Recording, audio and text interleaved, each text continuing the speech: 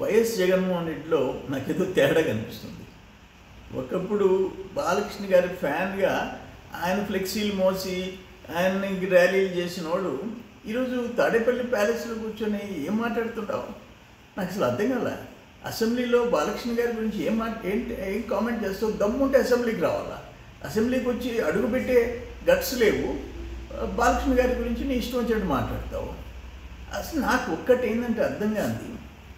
ఒక పాలిటీషియన్ బహుశా ఇండియాలో ప్రపంచంలో 2.5 hours ప్రెస్ కాన్ఫరెన్స్ పెడతారా? పబ్లిక్ మీటింగ్లో స్పీచ్ ఇవ్వచ్చు. 2.5 గంట ప్రెస్ కాన్ఫరెన్సా? ప్రెస్ను అడ్రస్ చేస్తావా? ఏమన్నా చాదస్తావా? ఏమైంది? ఏదో తేడా ఉంది. దాంట్లో ఏమన్నా ఒక్కటి నిజం ఉందా? లేదే, పచ్చి అబద్ధాలు, రివర్స్ అంతా.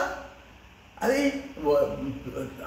ఏపీ గవర్నమెంట్ కూటమి ప్రభుత్వం ఏదన్నా చేస్తే దాన్ని వ్యతిరేకించటం, లేదా పక్క రోజు వచ్చి అది నేను తెచ్చింది అది అని చెప్పేసి మళ్ళీ చెప్పుకోవటం. ఇటువంటి పొలిటీషియన్ని మేము ఎక్కడ చూడలే. మేము దాదాపు 45 years నుంచి 50 years నుంచి అబ్జర్వ్ చేస్తూనే ఉన్నాం రాజకీయాల గురించి. ఇది ఒక ప్రత్యేకమైన క్యారెక్టర్ ఇది. కానీ నేను అనేది ఏంటంటే, ఆయనకి ఏదన్నా పరీక్షలు చేయించండి. సరే, తల్లి చెల్లి పక్కన లేరు, భారతమ్మ అన్న తీసుకోపోయి హాస్పిటల్లో బ్రెయిన్ టెస్ట్ చేయించండి. లేకపోతే పరిస్థితులు అయితే మాత్రం తేడా కనిపిస్తున్నాయి.